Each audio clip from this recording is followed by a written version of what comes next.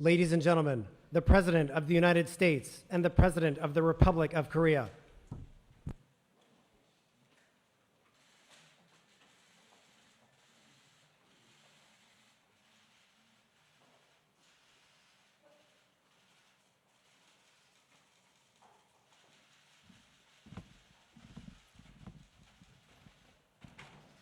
Hello, everyone. Please be seated. Today, I've been honored to welcome to the White House President Moon, and I got an opportunity to spend some private time with him as well as with our delegations. It's only the second head of state to visit and the White House since I've been president, and it's been a real joy. It's a reflection of how much we value the 70-year alliance with the Republic of Korea and how essential we know the relations is to the United States, the future of the Indo-Pacific region, and quite frankly, to the world.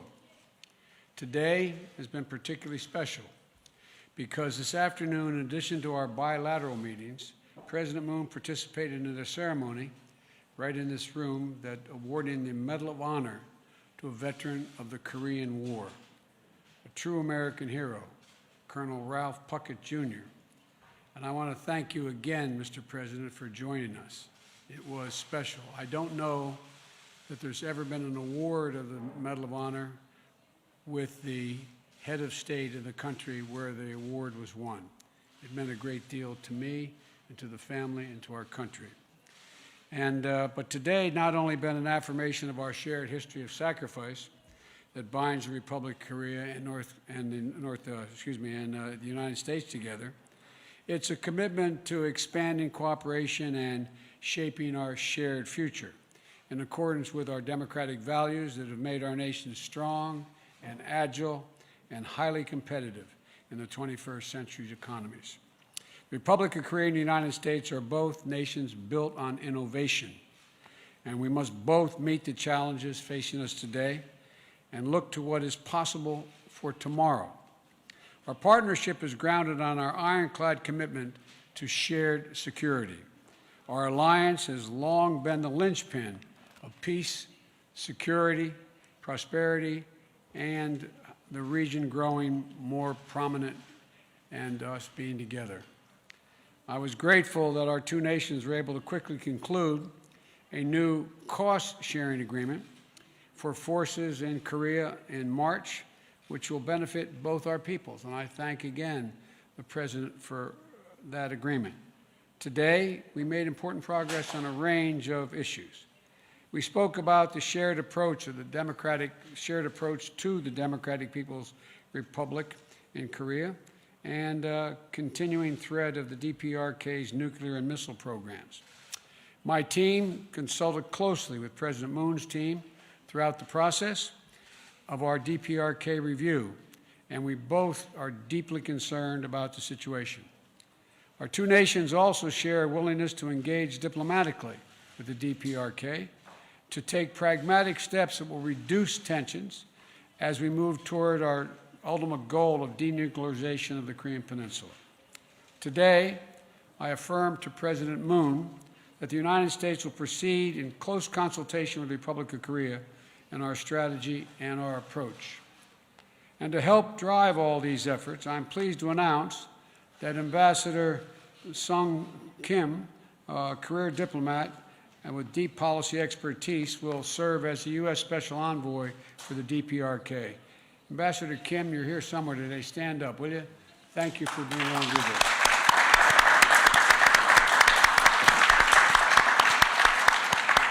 Thank you for taking on this important role. We appreciate it very much. The U.S.-ROK partnership also extends beyond the goals of the peninsula. We address issues of regional and global concern through stronger cooperation with partners in the region, including the ASEAN, the Quad, and trilateral cooperation with Japan. The multilateral cooperation is particularly important to coordinate an approach to the situation that exists in Burma as we work to pressure the junta to restore democracy for the people of Burma, and to address issues critical to regional stability, such as maintaining freedom of navigation in the South China Sea and preserving peace and stability across the Taiwan Straits. Today, we also discussed ways that the Republic of Korea and the United States will work together to address the challenges of our time, beginning with our efforts to end the COVID-19 pandemic globally.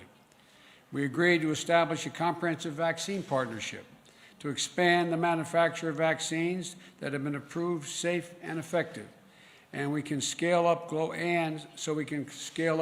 vaccine supplies.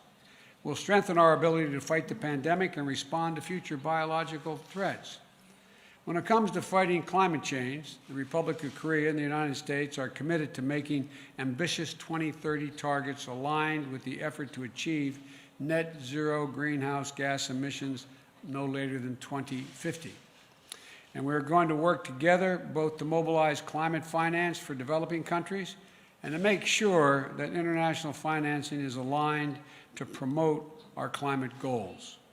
We also talked about how to harness our nation's technological advantages to ensure the Republic of Korea and the United States are cooperating to shape emerging technologies around our shared value system.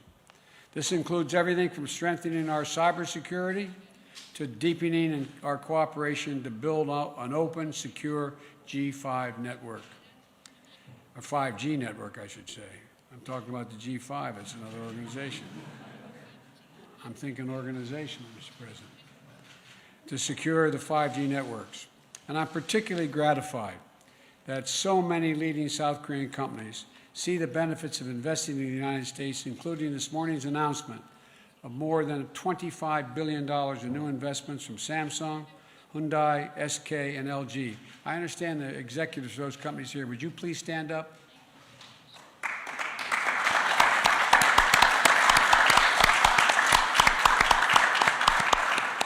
Thank you, thank you, thank you, and I think we'll do great work together. These new investments are going to create thousands of good-paying jobs and jobs of the future right here in the United States. And they're going to help fortify and secure the supply chains for things like semiconductors and electric batteries. I know, as I said, that the CEOs made the effort not only to do this, but to be here today, and again, I thank them for being here. I thank you for making the investments in our future and yours. Finally, I want to note that yesterday I had the honor of signing into law the COVID-19 Hate Crimes Act to help Americans of Asian descent from having to live in fear just walking down the streets of the United States. Quite frankly, I've been ashamed at the way some Americans have responded. And there's a long history in this country of contributions of Asian Americans being overlooked, forgotten, and ignored.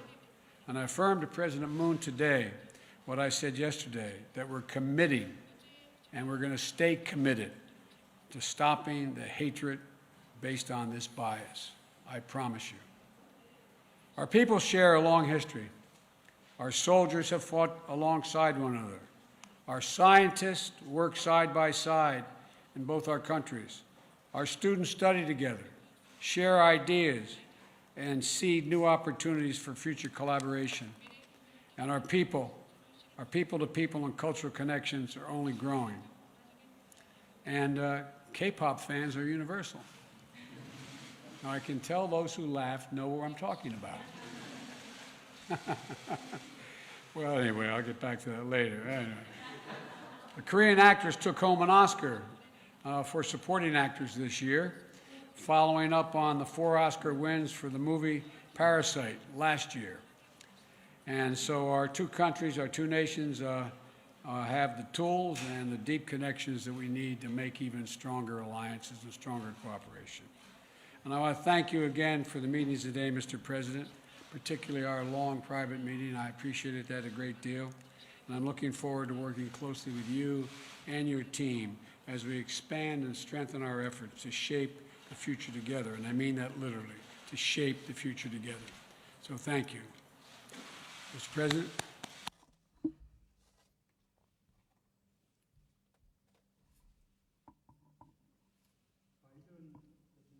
Honorable President Biden, Madam Vice President, I extend my deepest gratitude to you for your special hospitality and welcome.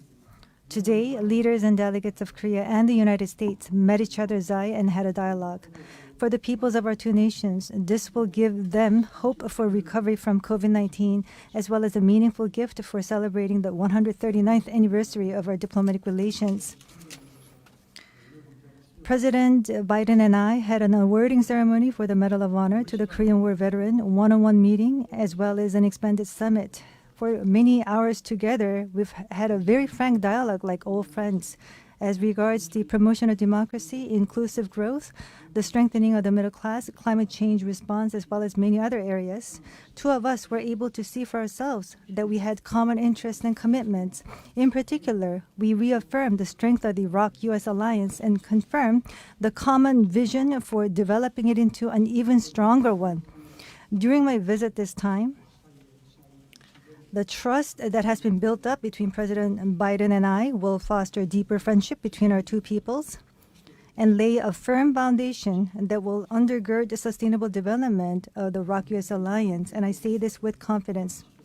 The most urgent common task that our two countries must undertake is achieving complete denuclearization and permanent peace on the Korean Peninsula.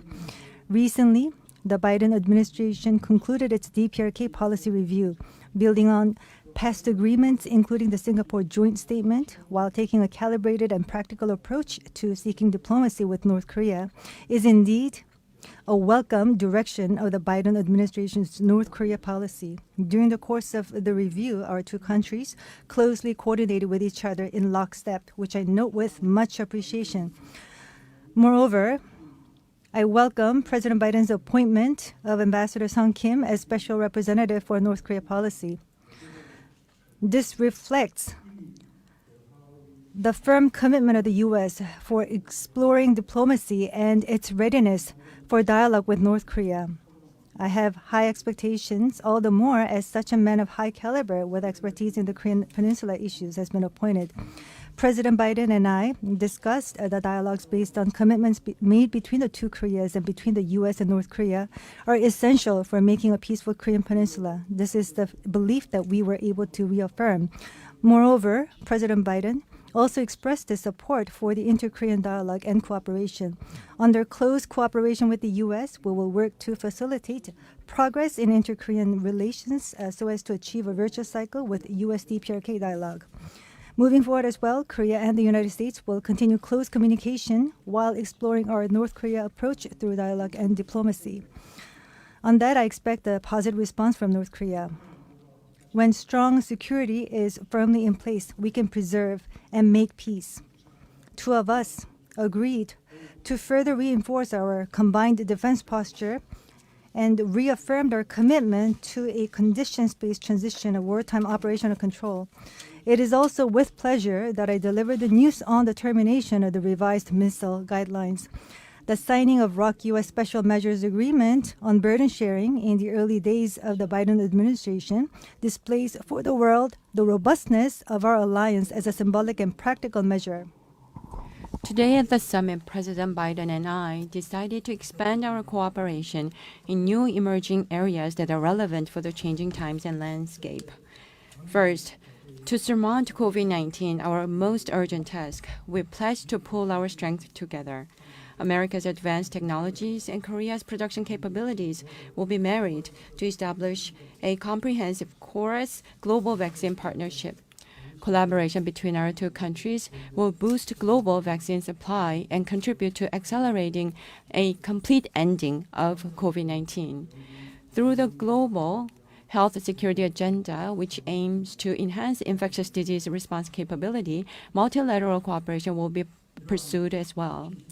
Under this broad framework of vaccine cooperation, illustrating the robust ROK-US alliance, an important announcement was made. President Biden pledged to supply vaccines to Korean servicemen. I thank you, Mr. President. This announcement of the U.S., I believe, extends the ROK-US alliance to the field of health in a meaningful measure.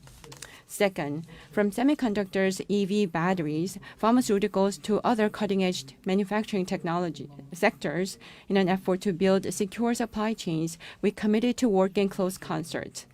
Digital transformation is accelerating, and the areas of cutting-edge emerging technologies are gaining greater importance. Korea and the U.S., in response to a post-COVID-19 era, plan to strengthen our cooperation in civil space exploration, 6G, and green energy to secure global competitiveness. Furthermore, to jointly advance into overseas nuclear power plant markets, we decided to bolster our partnership. Third, in a bid to address climate change, we will further solidify coordination between our two countries. Our two nations are already spearheading global cooperation in climate change response. Last April, the U.S. hosted the Leaders Summit on Climate successfully. Korea, for its part, in next week, is hosting P4G Seoul Summit, once again trying to build the international community's collective will for climate change response. President Biden will participate in the P4G Seoul Summit next week virtually. I welcome his participation, which will certainly help us catalyze the international community to come together. President Biden and I participated in the ceremony for awarding a Medal of Honor to a Korean War veteran, Colonel Ralph Perkett Jr. Based on the ROK-U.S. alliance rooted in the noble sacrifices of our heroes, our two nations will usher in a new future together, without a doubt. Today's meetings between President Biden and myself and between the U.S. and Korea will mark another milestone for our bilateral cooperation towards a new era. President Biden has extended such warm hospitality, and I express my deepest gratitude once again. I look forward to our frequent communication and continued close consultation. Last but not least, yesterday, Israel and Hamas agreed on a ceasefire, which is indeed a relief. I appreciate President Biden's hard work and leadership in this regard. Thank you. Thank you. Well, the first question, I'm told, is Mary Alice Parker, ABC.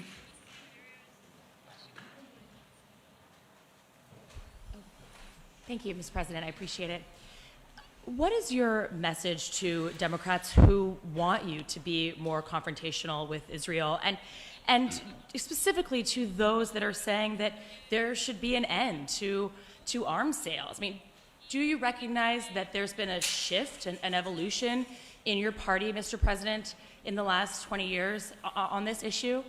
And I have a question for President Moon, but I can wait, or I can listen. There is no shift in my commitment to the security of Israel, period. No shift, not at all. But I tell you what there is a shift in. The shift is that we still need a two-state solution.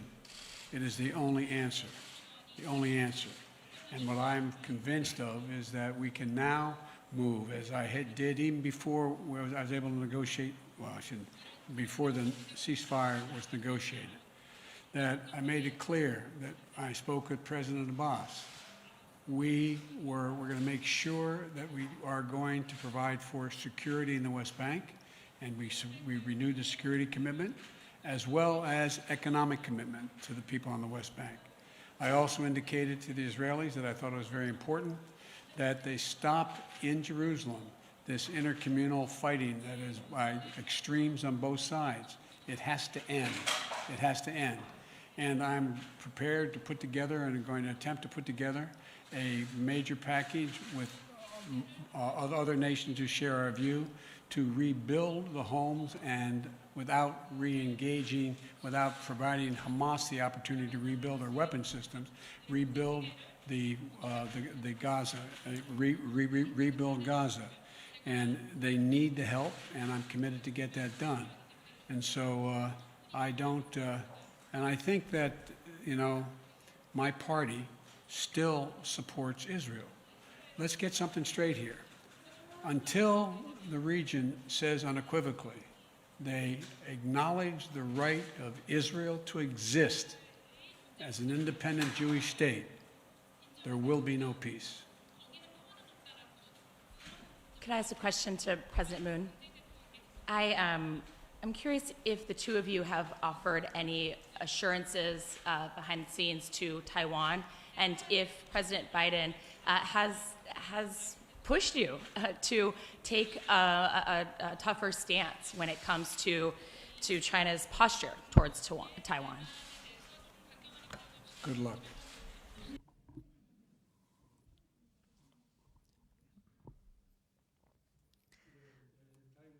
Well, fortunately, there wasn't such pressure. But as for peace and stability in Taiwan Strait, we agreed how important that region is, especially considering the special characteristics between China and Taiwan. We decided to work more closely on this matter going forward.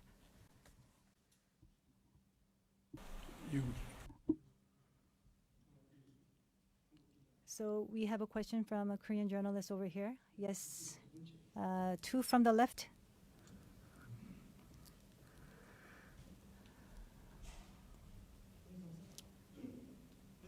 Thank you for giving me this opportunity. I'm Kang from Yonhap News. I have a question to both of the presidents here. As was mentioned by the former journalist, I understand that the Israel and Palestine issues is very important, but North Korea's nuclear issues is equally important. On your to-do list, what's the number that's given to the North Korean nuclear issue on your priority list, Mr. President Biden? And also to President Moon, in terms of your roadmap for resolving the nuclear issue in North Korea. I want to understand whether your time schedule actually matches and is equal to one another in terms of resolving the nuclear issues on the Korean Peninsula.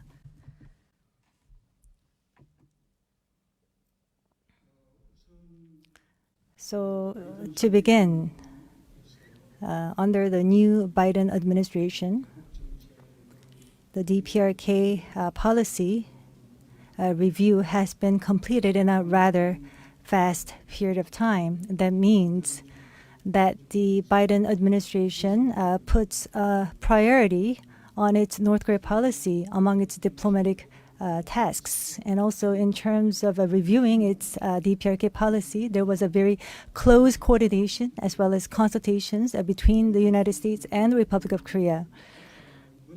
So the principle of the negotiations towards North Korea has already been announced by the U.S. government.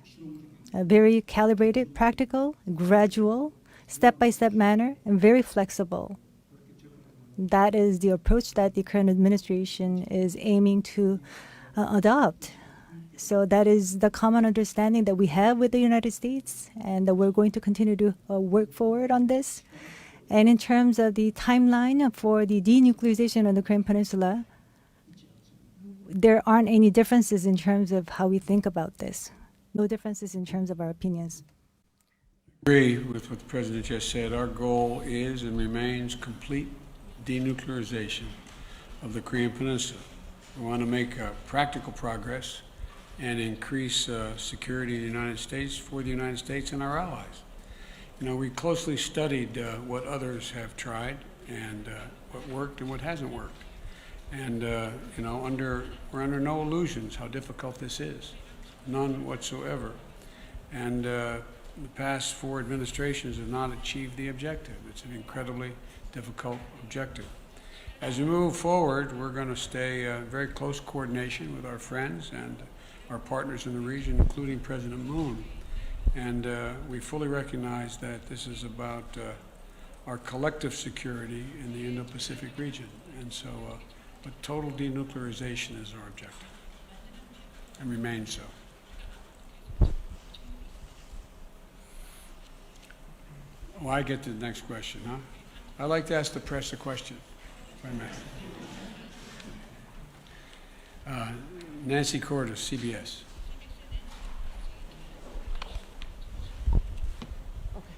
Thank you very much, Mr. President. I have one question about North Korea and one question about Israel.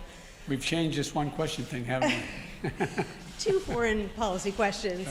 You have said in the past that you would not meet with Kim Jong-un, the leader of North Korea, without certain preconditions. Yes. What are those preconditions, and do you believe he would ever be able to meet them?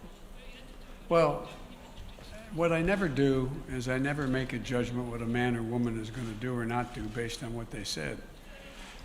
We'll see. if he made any commitment, then I would meet with him, and if there was a commitment on which we met.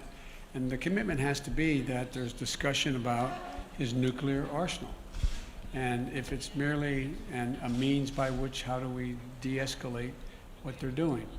And so if that was the case, I would not meet unless there was some outline made that my Secretary of State and others would have negotiated as to how we would proceed.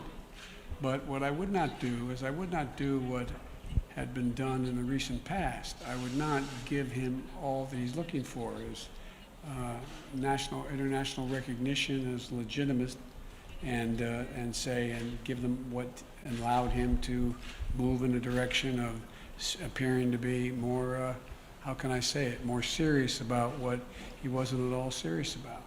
I'd have to know specifics, but the idea of never meeting with North Korea, I would make sure that my team had met with their counterparts, and I knew exactly what we were meeting on. And then in the wake of all of your conversations this week, what is your relationship like now with Israeli Prime Minister Benjamin Netanyahu? Do you have certain expectations that he will bolster the rights of the Palestinian people in some way? And if so, did you convey that to him in your conversations? One of the reasons why we were able to get the ceasefire in 11 days, they didn't do what other people have done.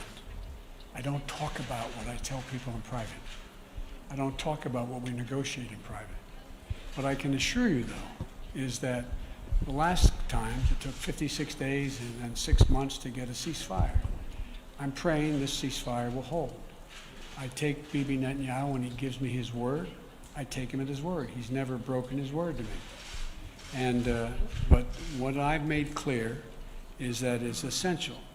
It's essential that the Palestinians on the West Bank be secured, that Abbas be recognized as the leader of the Palestinian people, which he is. Hamas is a terrorist organization. We recognize that.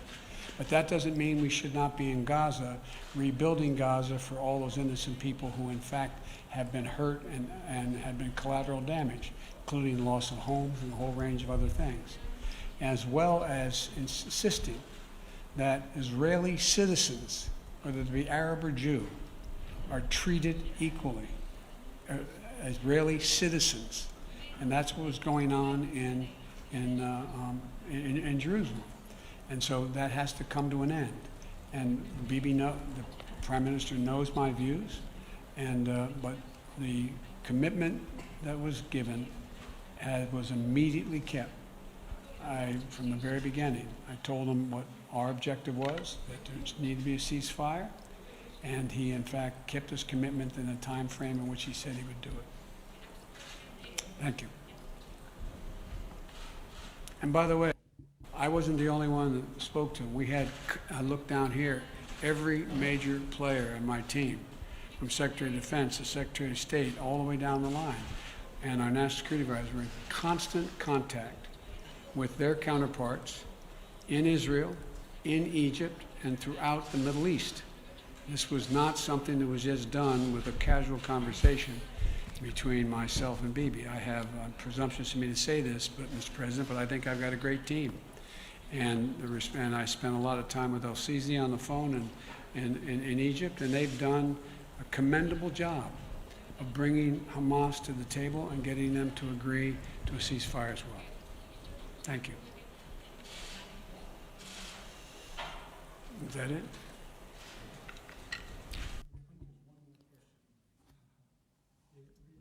Yes. A lady. All ladies do not raise their hands.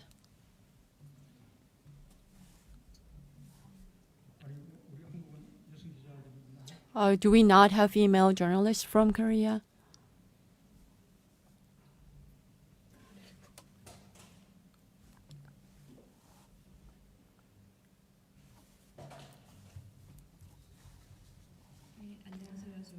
Good afternoon from Korea Herald. My name is Lee Ji-yoon.